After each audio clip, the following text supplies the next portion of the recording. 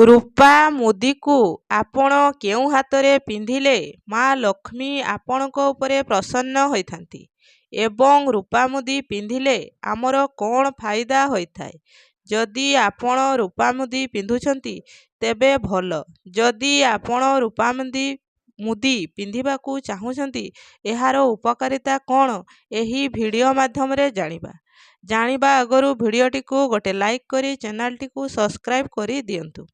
ରୂପା ଏପରି ଏକ ଧାତୁ ଆପଣଙ୍କ ଜୀବନରେ ଯାହା କିଛି ସମସ୍ୟା ଥିବ ଆପଣଙ୍କୁ ସେଥିରୁ ମୁକ୍ତି ଦେବ। ରୂପା ମୁଦି ବା ରୂପା ଜିନିଷ ଧାରଣ କରିବା ଦ୍ୱାରା ନବଗ୍ରହ ଆପଣଙ୍କ ଉପରେ କୌଣସି ଖରାପ ପ୍ରଭାବ ପଡ଼ିନଥାଏ। ନବଗ୍ରହ ଠାରୁ ଆପଣ ଶୁଭଫଳ ପ୍ରାପ୍ତି କରିପାରିବେ। ପ୍ରଥମେ ଜାଣିବା ରୂପା କ'ଣ, ତାହାର ମହତ୍ତ୍ୱ କ'ଣ। ରୂପା ଏକ ଧାତୁ, ଏକ ଶୀତଳ ବା ଥଣ୍ଡା ଧାତୁ। ସୁନା ଏକ ଗରମ ଧାତୁ। ରୂପାର ସୃଷ୍ଟି ହେଉଛି ମାନ୍ୟତା ଅନୁସାରେ ଏହା ଶିବଙ୍କ ନେତ୍ରରୁ ଉତ୍ପତ୍ତି ହୋଇଥିଲା। ଜ୍ୟୋତିଷ ଶାସ୍ତ୍ର ଅନୁସାରେ ରୂପାର ସମ୍ପର୍କ ଶୁକ୍ର ଏବଂ ଚନ୍ଦ୍ରଙ୍କ ସହ ଜଡ଼ିତ। ରୂପା ଧାତୁଟି ଜଳ ସହିତ ଜଡ଼ିତ, ତେଣୁ ଏହା ଶରୀରର ଜଳତତ୍ତ୍ୱକୁ ନିୟନ୍ତ୍ରଣ କରିଥାଏ। ରୂପାର ବ୍ୟବହାର ଦ୍ୱାରା ଆମର ମନ ସନ୍ତୁଳିତ ରହେ।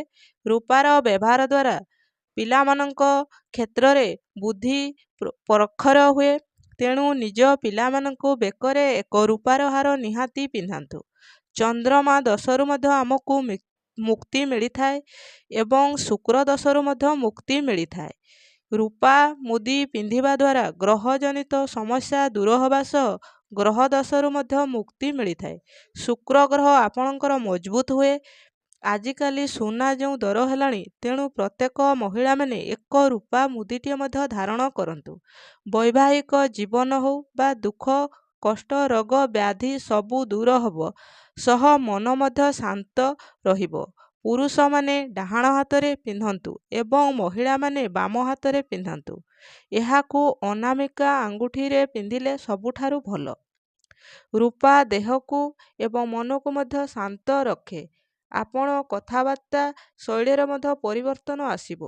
ରୂପାର ଚେନ୍କୁ ଯଦି ଆପଣ ବେକରେ ପିନ୍ଧୁଛନ୍ତି ତେବେ ଏହା ଆପଣଙ୍କର କଥାବାର୍ତ୍ତା ଶୈଳୀରେ ପରିବର୍ତ୍ତନ ଆଣିବ ଏବଂ ଆପଣଙ୍କୁ ସୁସ୍ଥ ରଖିବ। ତେଣୁ ସବୁବେଳେ ରୂପାର ଏକ ହାର ପିନ୍ଧନ୍ତୁ କିମ୍ବା ମୁଦିଟିଏ ପିନ୍ଧନ୍ତୁ। ରୂପା ମୁଦି ପିନ୍ଧିବା ଦ୍ୱାରା ଆପଣଙ୍କର ଶୁକ୍ର ଗ୍ରହ ମଜବୁତ ହେବା ସହ ଆପଣ ଜୀବନରେ ଉନ୍ନତି ପରିଲକ୍ଷିତ ହେବ ଏବଂ ଆପଣଙ୍କ ପରିବାର ସୁଖରେ ଜୀବନଯାପନ କରିପାରିବେ।